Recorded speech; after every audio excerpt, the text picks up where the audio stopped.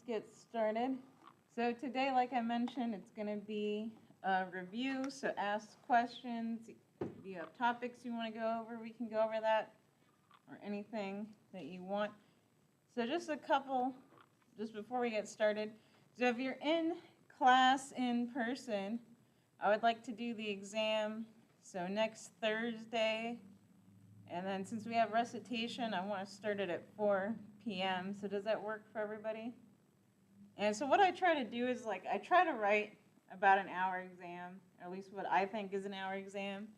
And then, but if we started at 4, that gives you kind of 2.5 hours then to take the exam. So I'm hoping that no one is going to be pressured for time.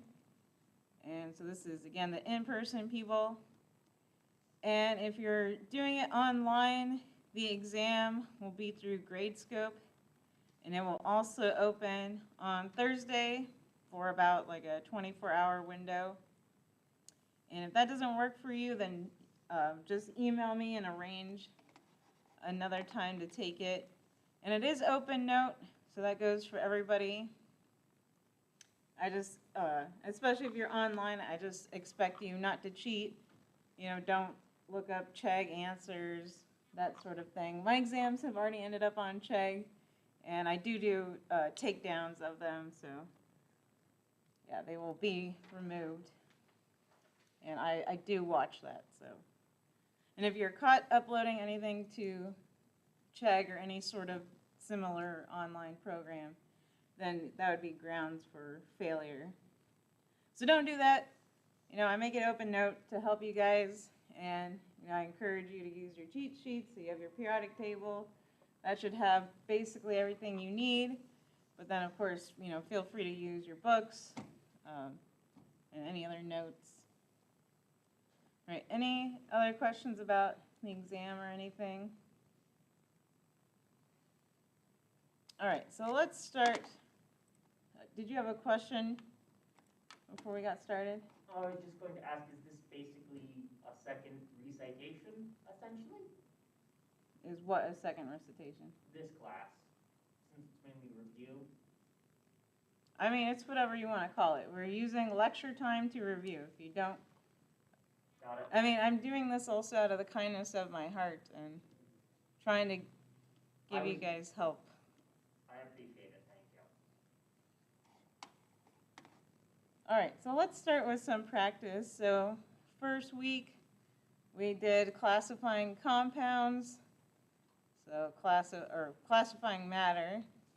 So we had to classify things as heterogeneous mixtures, homogeneous compounds, or elements. So see if you can do the following. So we'll do kind of 4 for warm-up. Oops. So 1 will be C60. 2 will be, I had my formula pulled up. C21H3O2. 3 is ethanol. And 4 is going to be Crown Royal. All right, so take a minute or two. See if you can come up with an answer, and then we'll go over them. And watching the chat too. What are we trying to do again? Sorry. So classifying these as, remember, are they heterogeneous mixtures, homogeneous mixtures, compounds, or elements? Okay, thank you.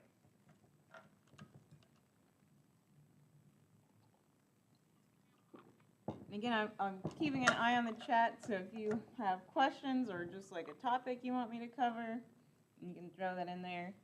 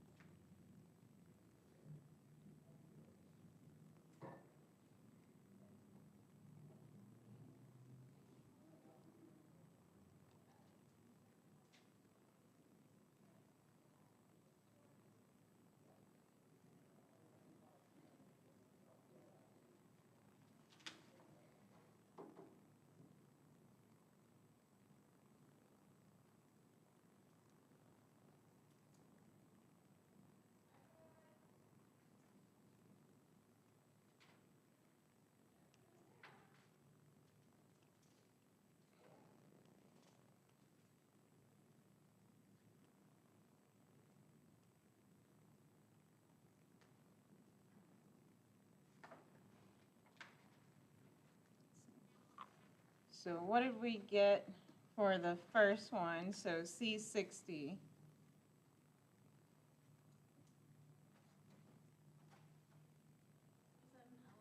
Yeah, ding ding, so element. So good job, you were not fooled by my C60 there. All right, what about number 2? Is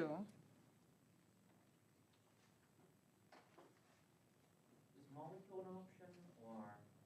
Yep, all right, a molecule is a compound. Oh, compound. Sorry, for some reason I was thinking a compound had to be like multiple molecules or something, like multiple identical molecules. Oh, No, so compound, that can just be like a molecule or an ionic compound. So that's, okay.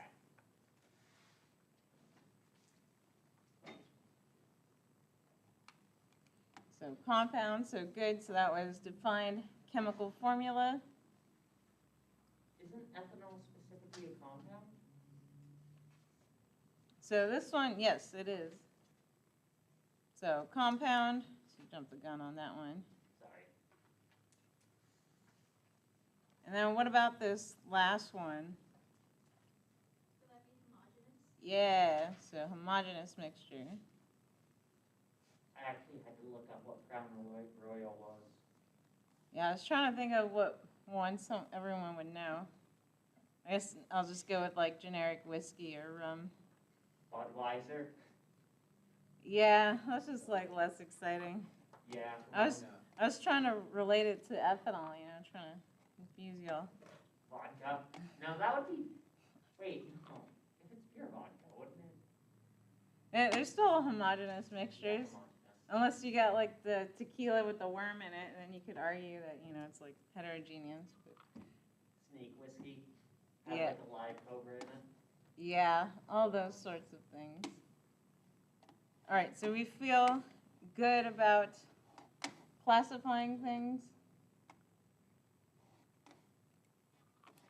So let's do some conversions then.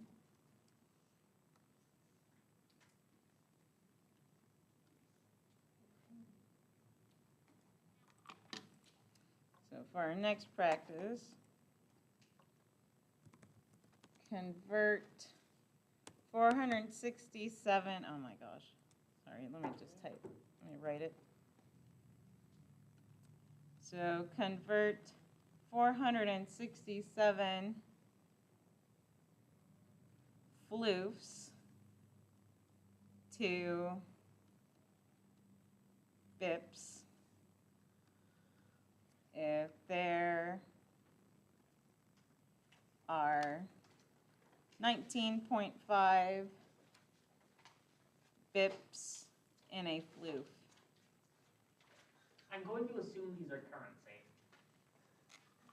Or whatever you want them to be. What's the conversion rate for floofs to USD?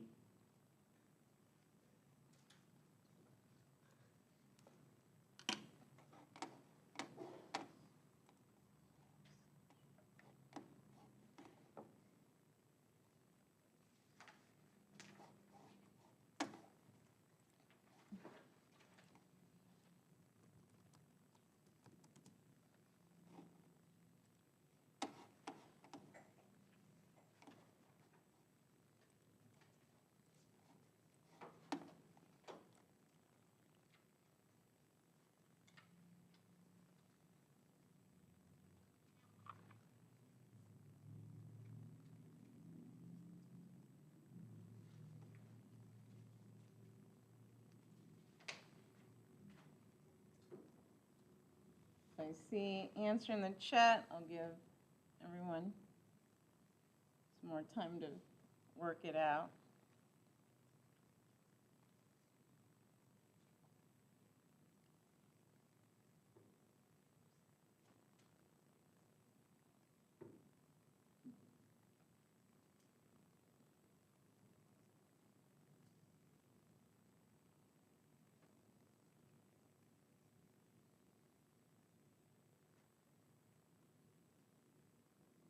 You're gonna be able to use this on the test. Yeah, it's all open note for everything.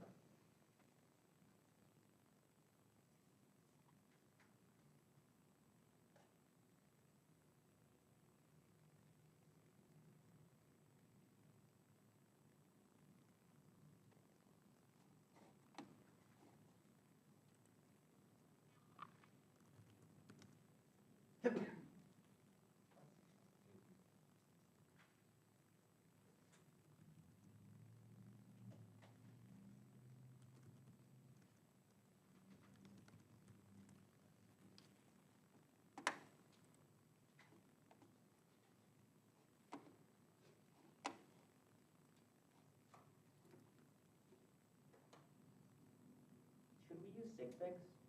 Yes. Okay.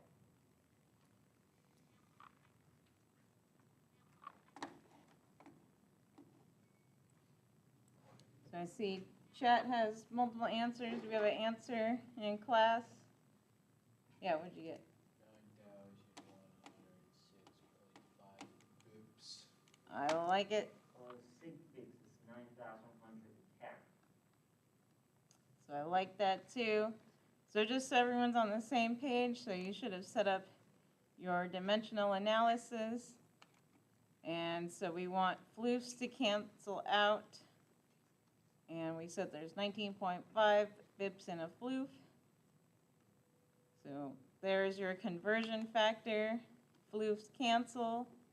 And so both chat and in class, so they got 9,106.5, but then we all agreed, so there are 3 sig figs, so then we round our answer to 9,110. And then don't forget your unit, so bips. Any questions on that one? Let's do a more traditional conversion.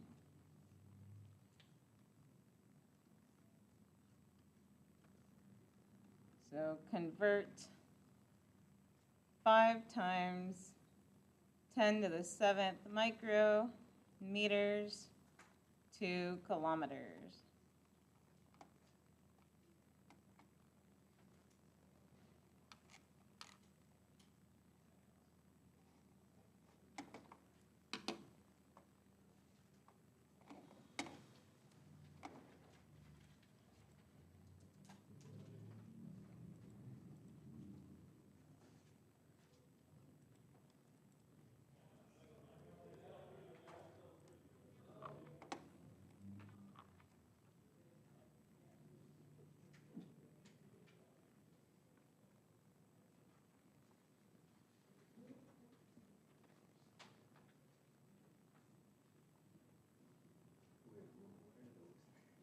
What's what, sorry? So it's 5 times 10. To the 7th, and then that's a micrometer, And then the other one. 2 kilometer. Oh.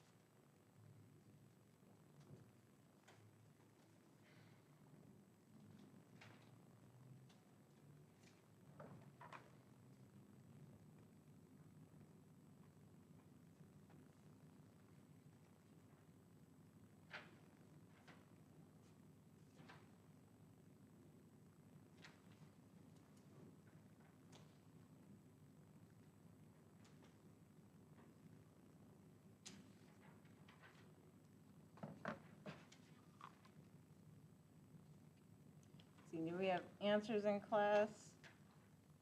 5,000 kilometers. Let's see, so what's micrometer? What's the factor on that?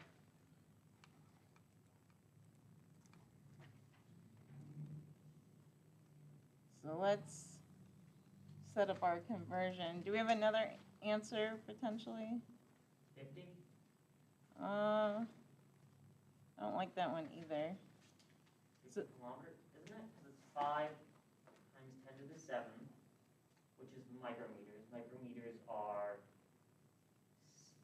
Oh, wait, no, that would be the meters. That would be the meters. Oops, my bad. It would actually be. 5 times 10 to the negative 2. Sorry. So I like that answer better. I So looked at kilometers. I looked at meters instead of kilometers. yeah, so let's do a two-step conversion just so everyone's on the same page. And I see it in the chat, so awesome job, chat. And so you were kind of doing, the whole conversion, but, that's difficult to do to try to figure out, well, what's the conversion factor from micrometers to kilometers? And so I always say do the two-step conversion. So we can go from our micrometers to meters, right, our base unit. So that's kind of easier. So I would do that as our first step. And so we set up our conversion factor. So 1 times 10 to the negative, oh, that was my bad. So it's 1 times 10 to the 6 micrometers gives us 1 meter, right? Because they're really small. So it takes a bunch of them. So now we're at meters. And then we have to go from meters to kilometers. So I want kilometers on top. There are 1,000 meters in a kilometer. And so that's how you get that factor of 1 times 10 to the 9th. And so that's how we got to the answer. Or we can plug this all in and also get that. And looks like the chat's all over it with 0.05 kilometers. So does that make sense?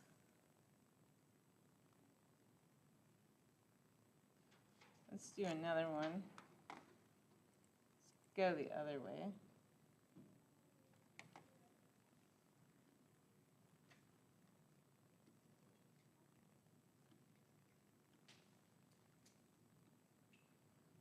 So convert 7.77 times 10 to the negative 11 megameters, to picometers.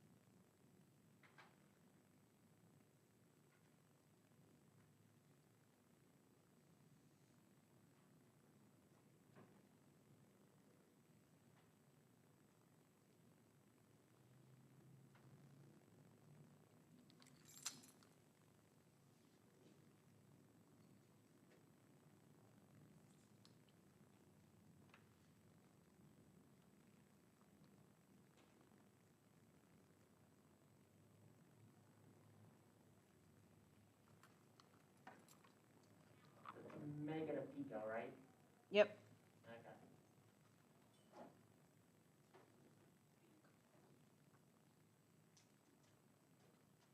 Is that 771 or 777? 777.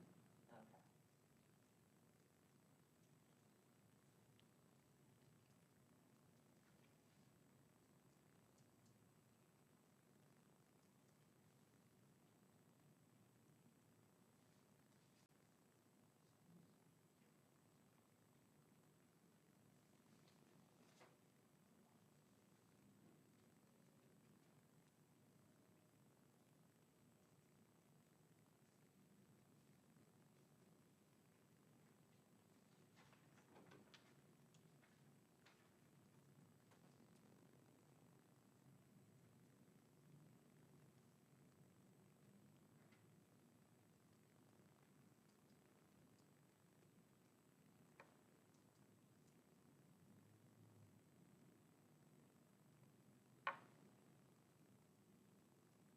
Do we have an answer yet?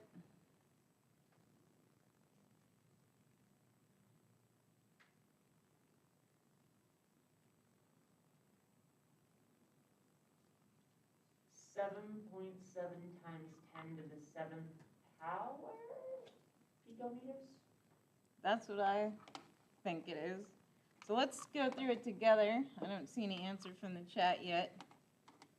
And so far we only have one answer in class. So I would do our two-step conversion again.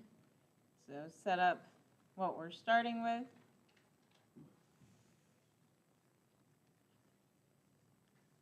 And so megameters. What's megameters again? 10 times 6, power of 6. So that means our conversion factor is 1 times 10 to the 6 meters, right, is 1 megameter. So that gives us back to our base unit of meters. And then so how do we go from meters to picometers? I want picometers, meters to cancel.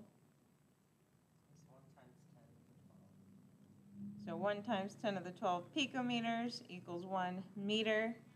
So there's our whole factor of 10 to the 18. And so I'll punch it in so we're all on the same page. I see the answer in the chat now too. So 7.77. And definitely practice on your calculator that you're going to use. So you want to be using the E button. So times 1 E 6 times 1 E 12. So hopefully you're not typing, 1 times 10 to the whatever. And then they didn't spit it out in scientific notation, so I have to count 1, 2, 3, 4, 5, 6, 7. Exactly. So excellent. So 7.77 times 10 to the power of 7 picometers. So any questions on that one? Do we need to do more practice or?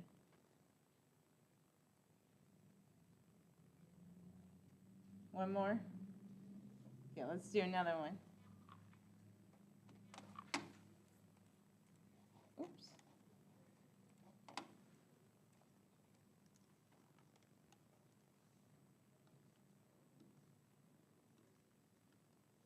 So let's go. So 3.1 times 10 to the negative 4 centimeters to, let's do nanometers.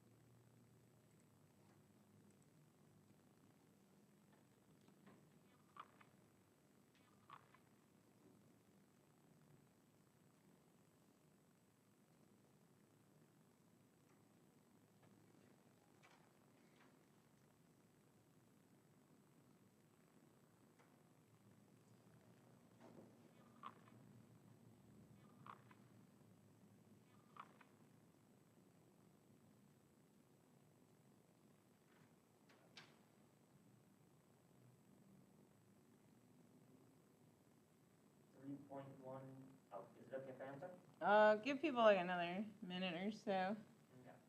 because I'm watching the chat too. So once they start giving me answers, I know we should have some answers.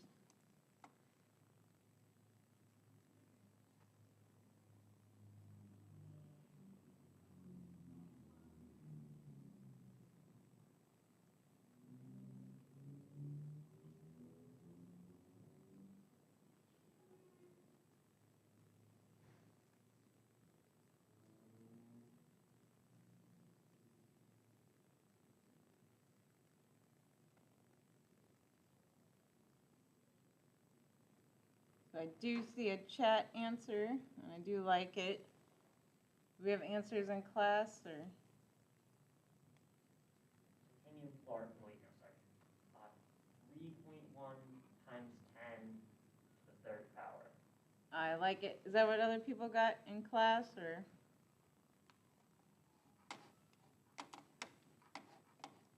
So I see chat consensus. So to set this one up, I might also take it to the base unit, again, just for ease. So I know how to go from centimeters to meters, at least. So there's 100 centimeters in 1 meter. And then, so what's the nanometer factor?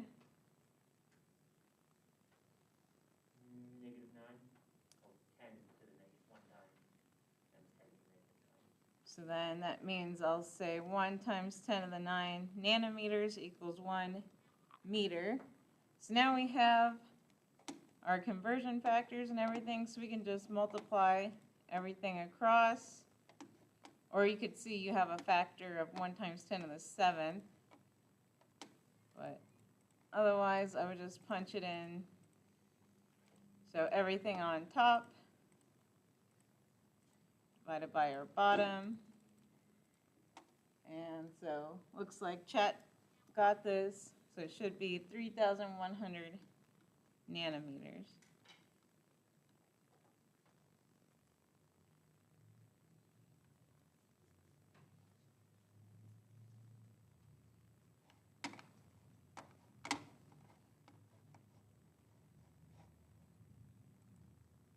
So we can come back to this too. Let's try some other questions.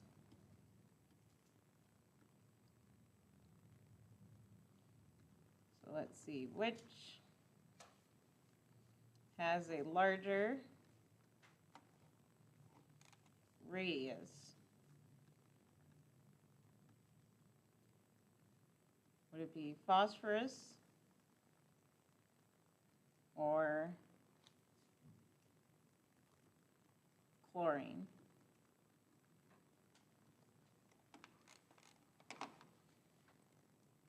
So give everyone a minute or two to think about it.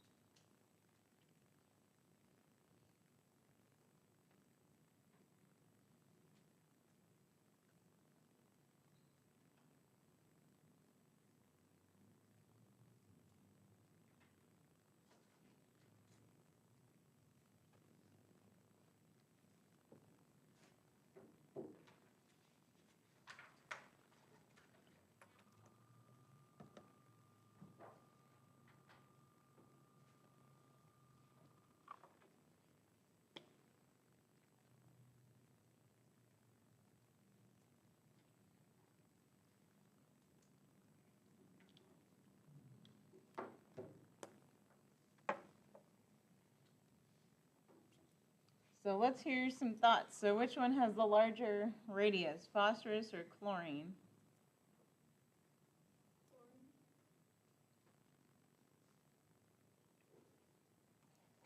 So why do we say chlorine? And I see some other answers. Well, on the periodic table, isn't it as you go across, the radius gets? So as you go across, it gets smaller. Oh, okay. Yeah, so let's go over why that is. And so I'm seeing some mixed answers. So let's go over it together. And so remember, so chlorine is farther to the right, but they're on the same row, right? So they're on the same row, so that means they're both, in this case, on the 3p. So we have to think about how the electrons are filling up and what that would look like. So for phosphorus, it has 5 valence electrons. So here's our s, our p orbitals, versus chlorine.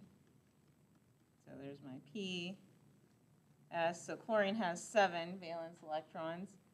So we fill up phosphorus, right? 1, 2, 3, 4, 5 versus chlorine. So 1, 2, 3, 4, 5, 6, 7. So then you kind of have to think about the effective nuclear charge, right? And so if they're both on the 3p, you're essentially adding, right, more electrons to that same level. And then you also have to think about, so in the center, so there's your atom. So your center has your protons and your neutrons to make up your nucleus. So all your positive charge is in the center. And so if we add more electrons to this 3p level, right, that's going to help bring it closer. So for chlorine, since it has more electrons on that 3p level, it's actually going to have a tighter radius since, again, you're adding more negative charge to that same distance, so it brings it effectively closer. So that means that phosphorus is left with the larger radius.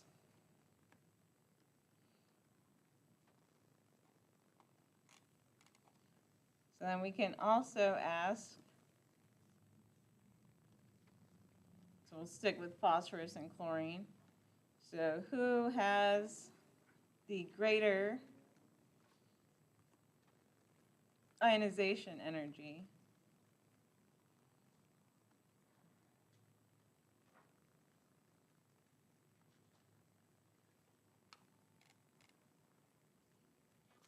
So take a minute or two to think about that.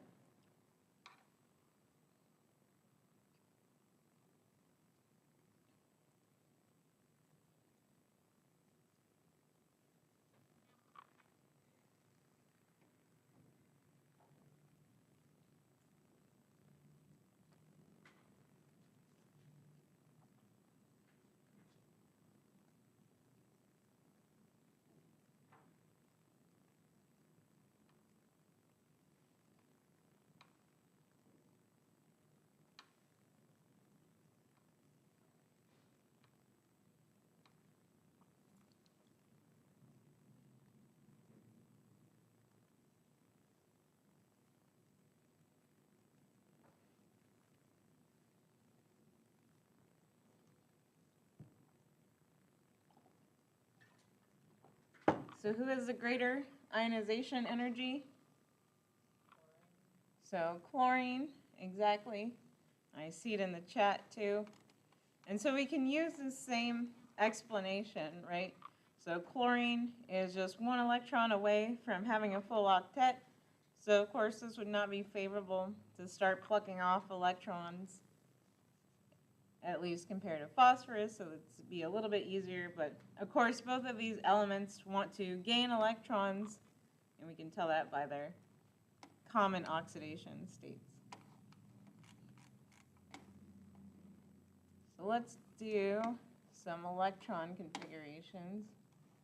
So let's do a warm-up one.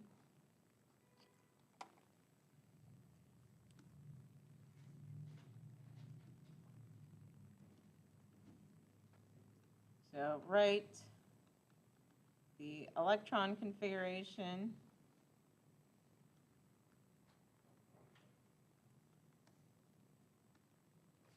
and Lewis dot structure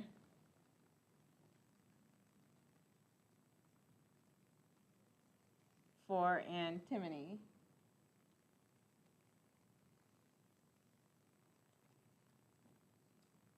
And so you can give it to me abbreviated, the full version. I'll give everyone a minute or two to write that out.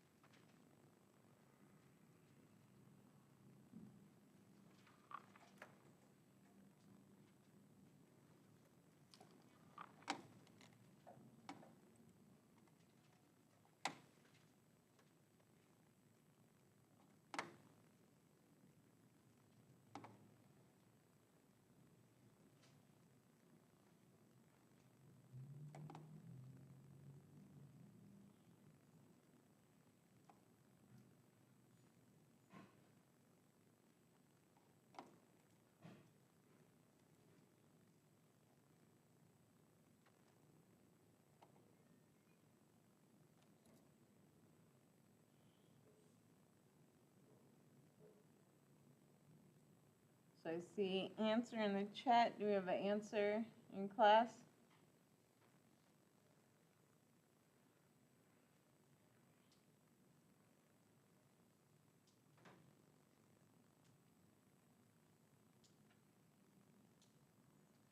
So that Krypton, it would be 5s2, 5p3. So 5s2, 5p3. But then I feel like we skipped something. Or do you add the d block on this? Yeah. And so remember, you want it to also add up to like the total number of electrons. So what d block would be in there? Be 5d. Oh, is it 5 though? Or remember the d's do funny numbering? Oh, 40. Yeah, so 40, 10. And again, you can double check yourself, because it's always good to double check yourself. Oops. So if we look at our periodic table over here, so krypton is 36. So if it's neutral, right, starting with 36 electrons, and then so going back to our configuration, so 36 plus 2 plus our 10d electrons plus 3, and so that gives us 51. And does that match? So yes, it does. So that tells us that our electron configuration is at least good. And then, so what do we get for our Lewis dot structure?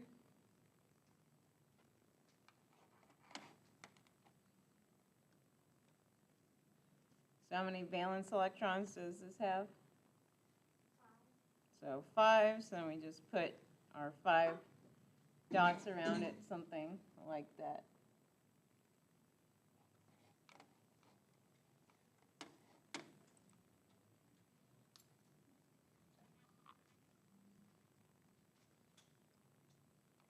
So now let's try another one. So we'll change it up slightly. So now write the electron configuration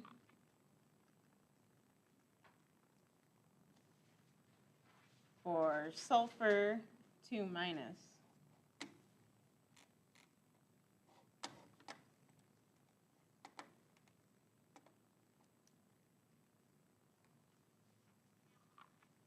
And so just to answer a question in the chat of does it matter where the dots are, so it doesn't matter like what side they're on, you just want to fill it up appropriately.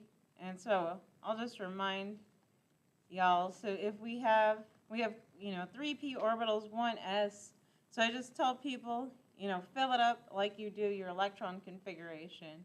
So in this case, we have 2 in the s, so that's why I have 2 dots together. And then our 3 p's, so we're not going to pair them until we have a 4th, so that's why those are individual there. So if I were drawing, it's filling up the electrons, so it would look like that. So you just want your Lewis dot structure to kind of match how this would fill in.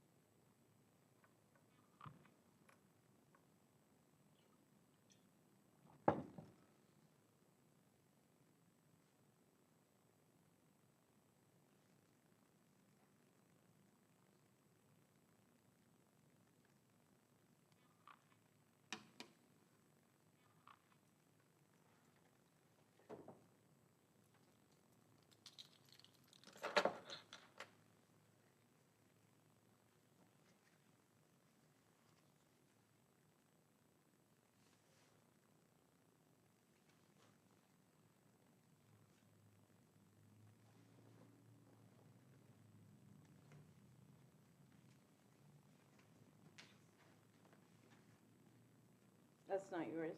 Oh, I'm sorry.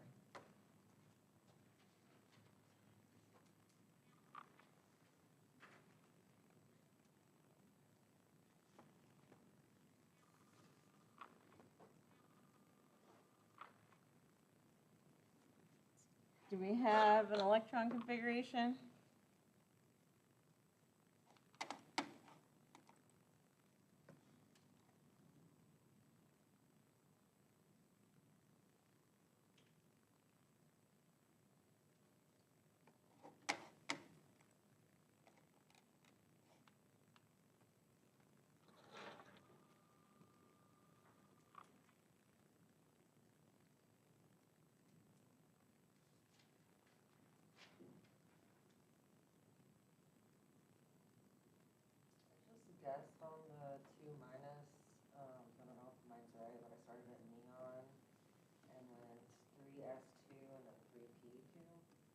Yep, so I like it. 3s2, well, you said 3p, 3s2 and 3p2. so let's look at that just a little more closely. So if we have a -2 charge, what does that mean? Oh, that'll be adding 2. Yeah, so you just went the wrong way, but that's fine.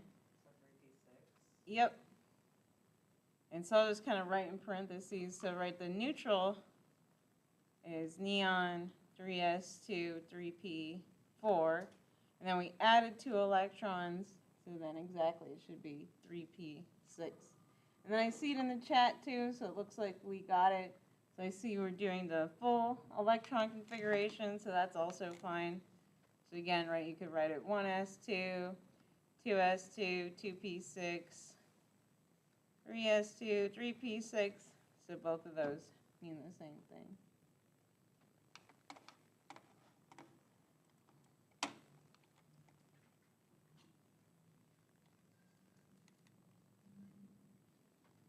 Let's do one more.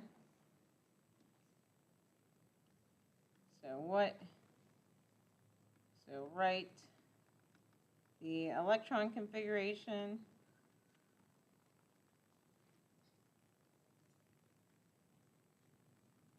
for, let's do 10 2+ now.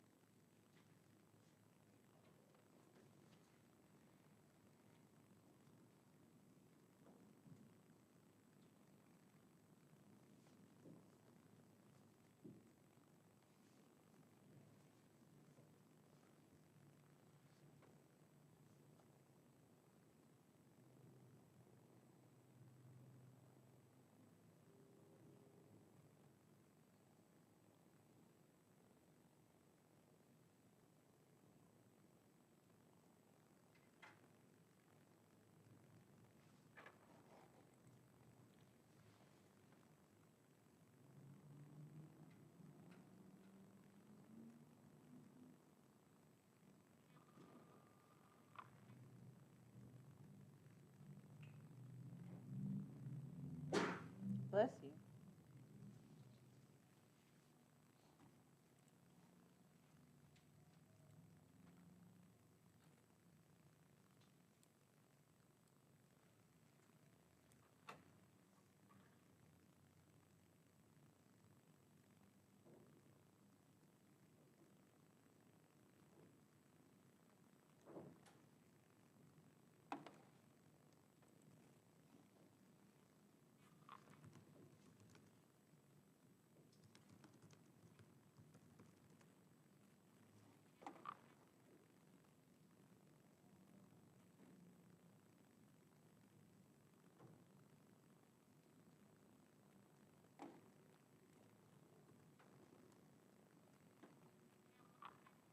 You have it.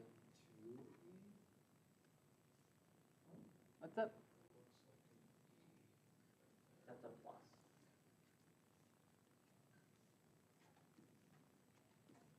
Do we have an answer? Yeah.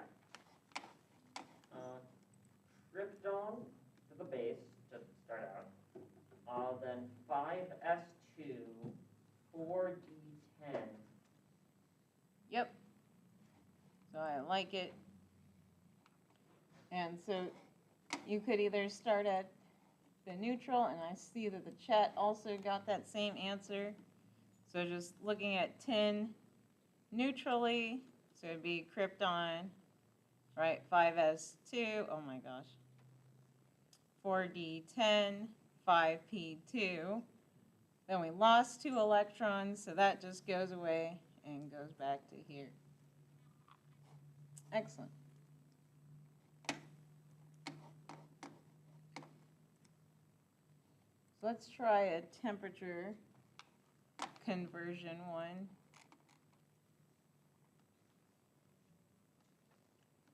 So convert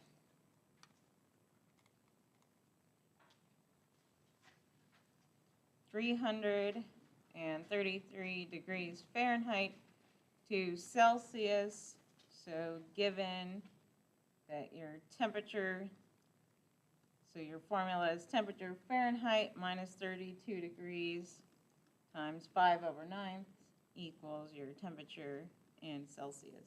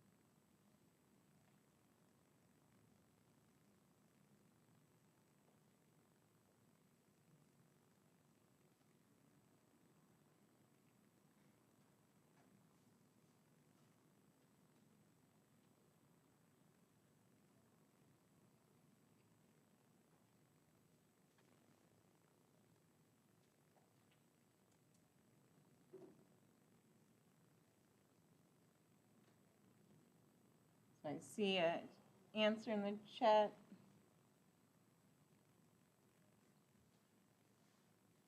Let's see, what do we get? Someone give me an answer. 167 degrees Celsius. Nice, and so good job on the sig figs. And so I see it in the chat too. So it looks like there's chat consensus of 167 degrees Celsius. And then so just a little hint on the exam. So just pay attention on the formula, because I know everyone can like go to Google and say convert the temperature, so I might use a slightly different formula on the exam. So I'm just warning you now. Let's see if we can do, let's try another example.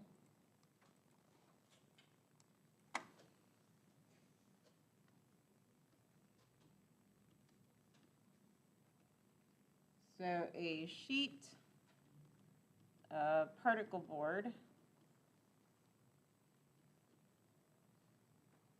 is cut to a length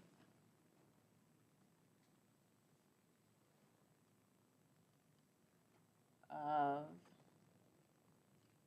6.00 feet and a width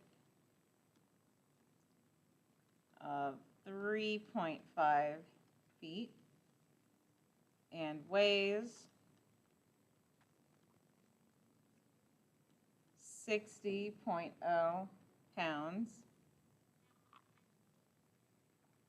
So given the density is 53.7 pounds per cubic foot, what is the thickness of the board?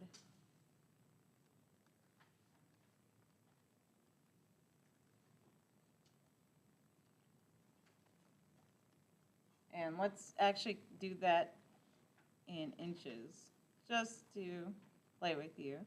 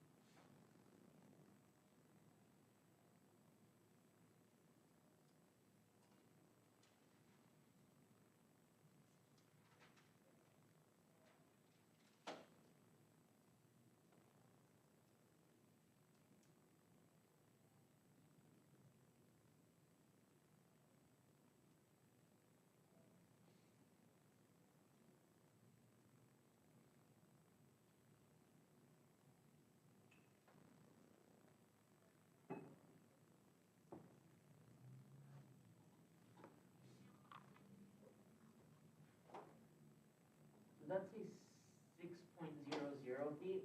Yes. Okay.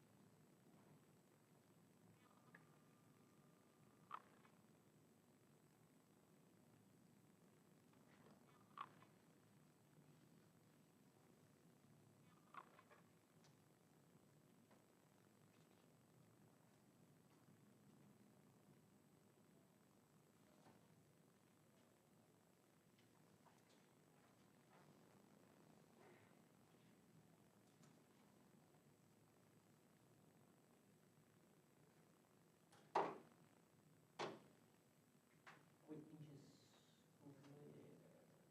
No, it's just, should be in just inches. Okay, then why is there 2 above inches? Oh, that's a question mark. Oh, okay, that makes sense. Do you have an answer already? I think so. All right, so walk me through what you did.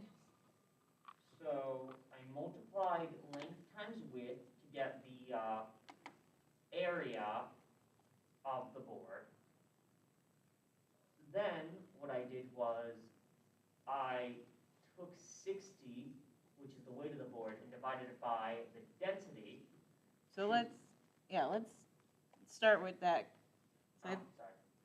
yeah, I like that. So you have, so let's do, so density, right, is mass divided by volume. Mhm. And then, so, sorry, what did you say you did? You took, So I divided the mass of the object by the density to get the volume of the object, which I got 1.1173184336, etc. Which then I took that number and I divided it by the area, as that would be what I need to multiply to, as that's the cubic feet specifically of the board. perfect. So, And oh, after just, that, I got. I wait, hold multiplied that by thought, 12 to hold convert that thought. to inches. Got 0.64 inches. All right, so let's go through that again, so we're all on the same page. And so this is where you can use your dimensional analysis too to help you if you forget what to do. I also like the triangle trick. So mass, density, volume. And so just like he was saying, you know, we have the mass, we have our density. So we're trying to solve for volume, so we can cover that up. And then that tells us what we need, so that's mass divided by density. Notice how that works out on your units too. So again, that's why I encourage your dimensional analysis. So if you're dividing, right, put this on bottom. So now this is pounds, feet, cubed goes on top. So So that gives you that feet cubed you were looking for. So 60.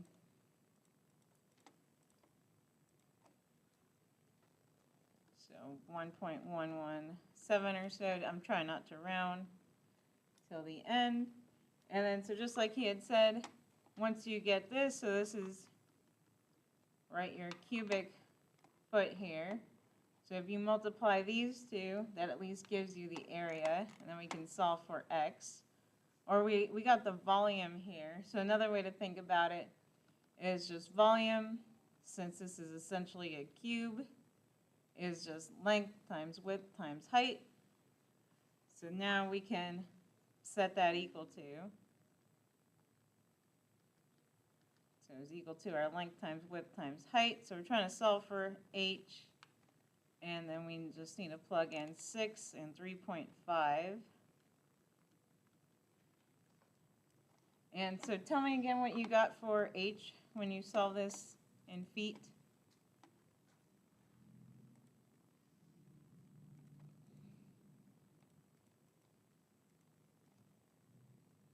So Spencer, did you get 0.0532 when you got solve for? Yes. All right, so then you should have gotten this 0.053 whatever, 532, and now this is feet, except it asks for it in inches, right? So our last step is just doing now a unit conversion. So feet, we want inches on top, so 12 inches equals 1 foot,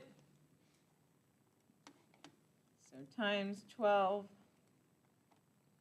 And then, how many sig figs do we have in this problem?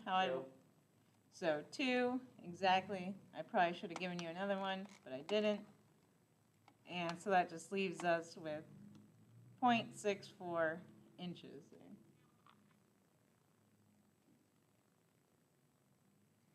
Any questions on that one?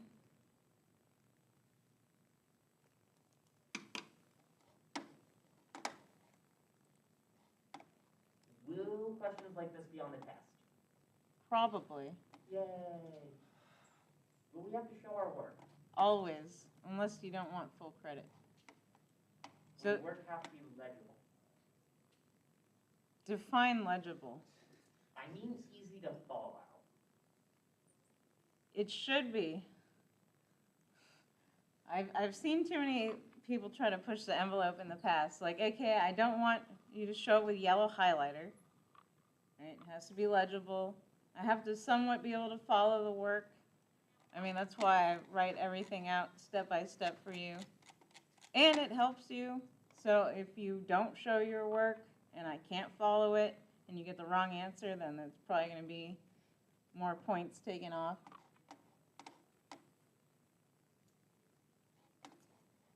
All right, so let's try to do some more practice. Let's do some naming practice.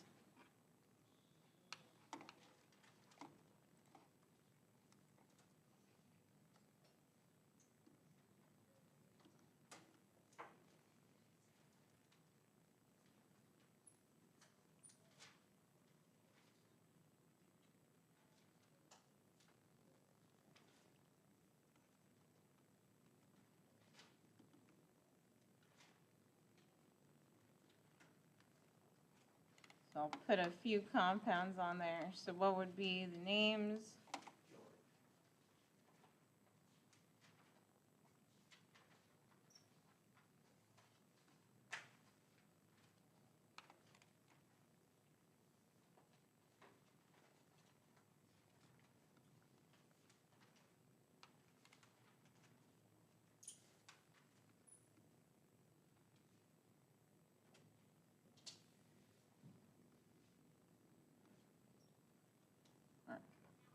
So start off with those 4. So I'll give everyone a couple of minutes and then we'll go over them.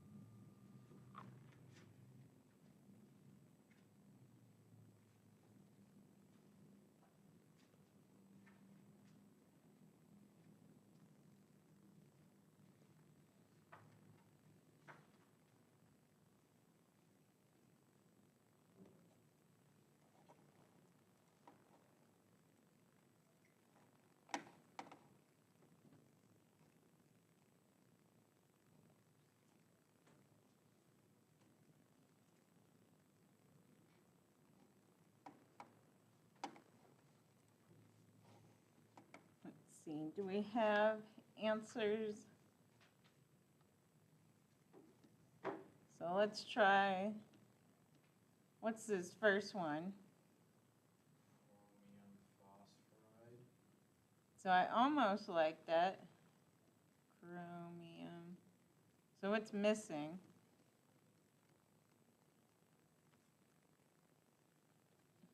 So what do we know about chromium? It's metal, So it is a metal, and then where is it located? a D block. Exactly. So if it's in our D block here, then it has variable oxidation states. So what do we need to add in here? Yeah, so what's its charge?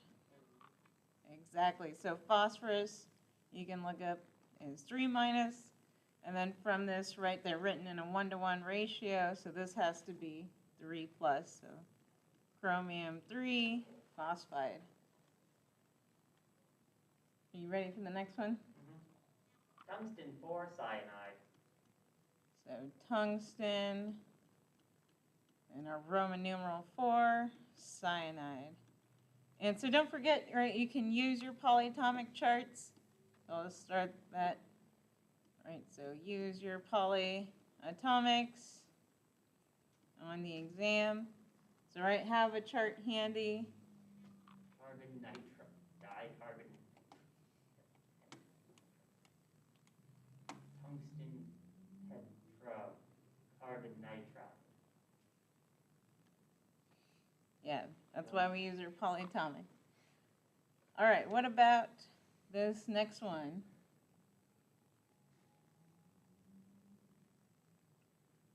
This one confused me because what I got was potassium manganate, but manganate has a -2 charge. Potassium has a +1. Permanganate or manganate?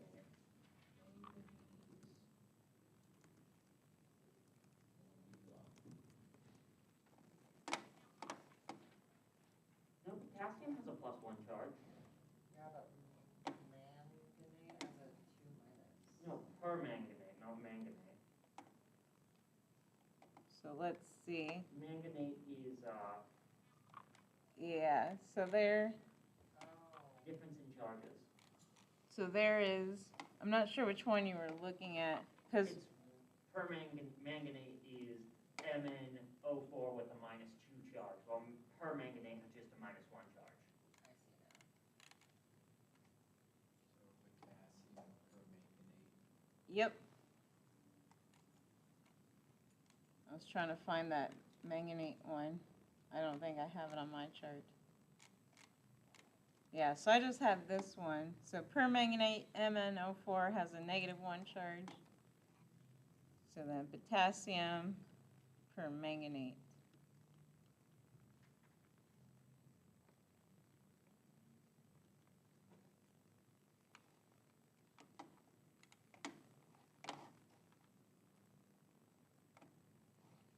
All right, what about this last one?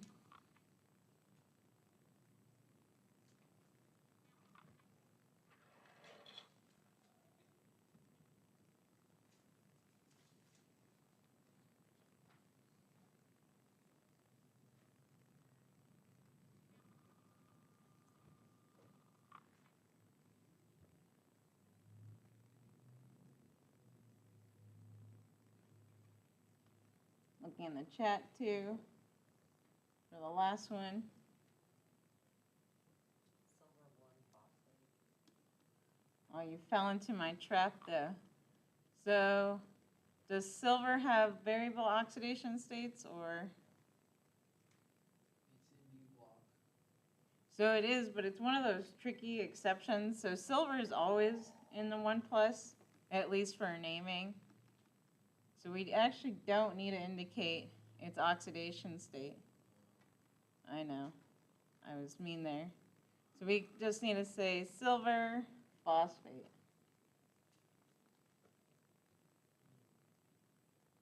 All right, let's do some in the reverse. Can we go the other way?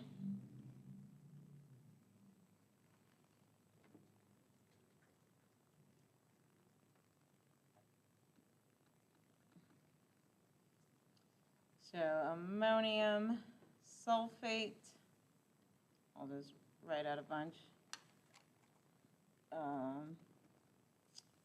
Iron 3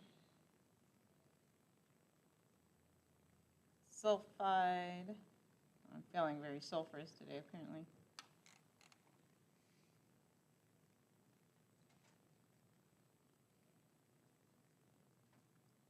Molybdenum 6 phosphide.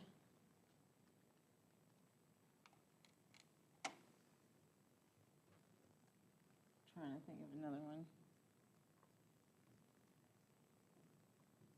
We haven't done too many covalent compounds. So let's see. Diphosphorus pentaoxide. All right, so try those 4.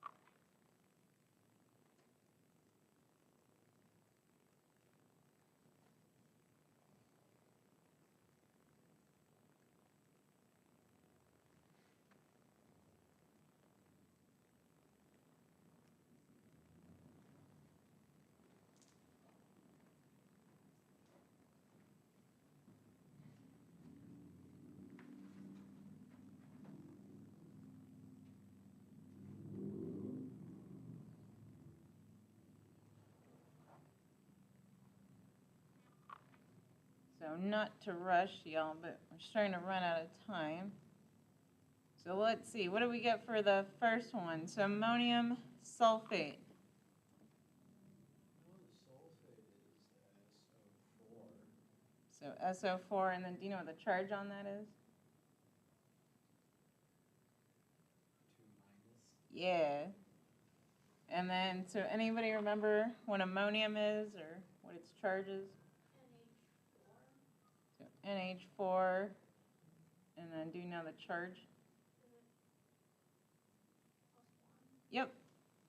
And then, so what ratio do they need to be in to balance out?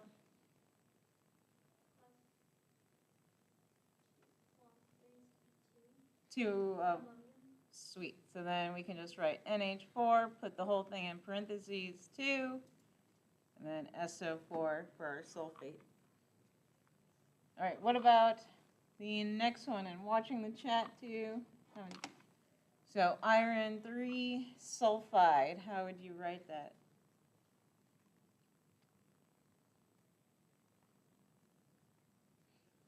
You want to go for it, Spencer? F2S3. So Fe2, S, FE2. I know what you meant. So let's just go through this together.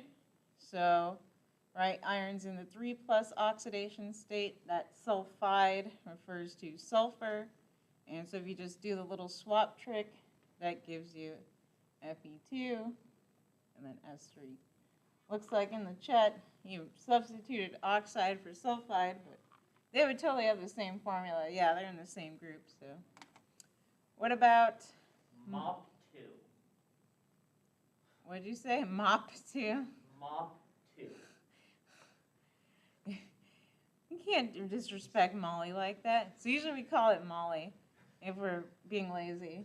But yeah, MOP2 works. So MOP2. And so phosphorus, so what's its typical oxidation state?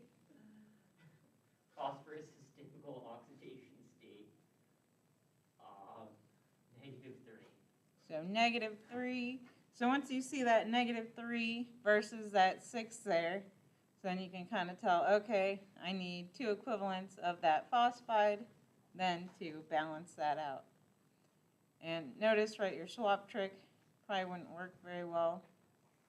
So it would give you like this crazy 3-to-6 ratio, but then if you did that, you could see, oh, well actually they have, you know, a common denominator of 3, so then you'd still get this MOP2, or MOP2 as we're now calling it.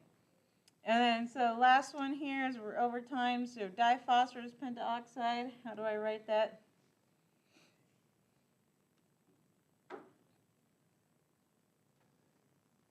This one, you have the big, like, numbers. I always get confused. So is it P2, 5? Yeah, so P2, and then there's 5 oxygens, so O5, yeah. So remember, so the covalent compounds, right, we don't have to think too much. It's just going to tell us, and we have to use our prefixes. So, What are the chemical formulas where, like, the numbers are big? like the Roman numerals, or No, like I these? don't know if this is like, I don't remember where I saw this, but it's like you write, so it has like the element and then in front of it is like, Oh, like the 13C, like that? no, like they're on the same level. I don't know, maybe my teachers just wrote things weird in the past. I mean, I guess you could write it like that. I don't know. Because usually that would just refer to like isotopes or equivalents. But yeah, you want to use like the little subscripts when writing your formula. All right, we're over time, so I'll hang around on stream in case there are any questions. We'll pick up Tuesday with the rest of the review. And then I will take papers or anything. So I'm guessing for this, I'd probably want to make my work a little neater.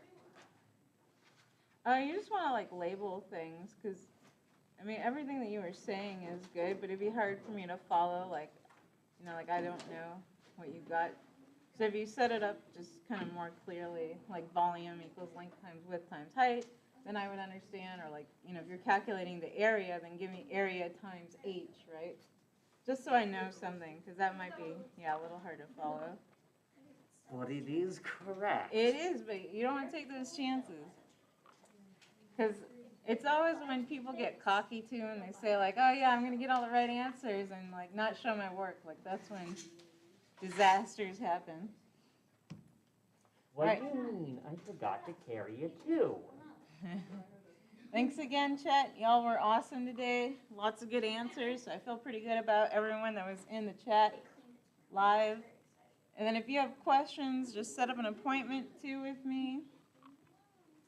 More than happy. I'm available over the weekend too. Have a good night. Hope you're feeling better. Yeah, if anything comes up, I prefer Sundays, but hey, if Saturday's the only day you have free, I will do that for you. Your exam card, your note cards. The one you can take it? So I'll still hang around in case there are straggling questions. Watching the chat still.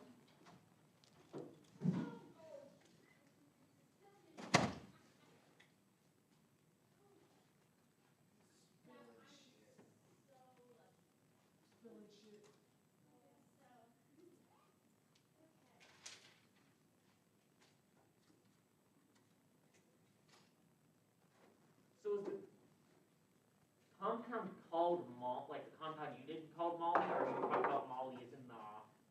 molybdenum.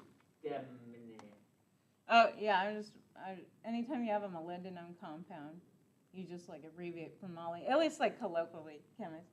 And yes, I am free Monday night, so just email me and we can set up a Zoom appointment, or if you want to meet in person, we can do that as well. I just usually say Zoom since, Most people zoom around. yeah, people like the Zoom, but I can also do in person, so just email me.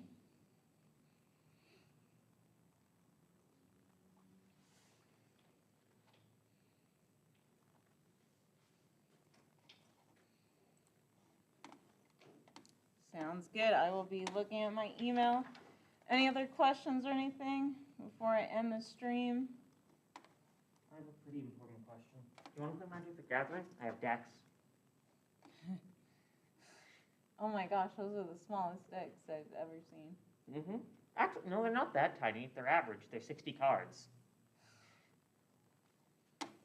All right, thanks again, chat. I will see y'all later. Ending the stream.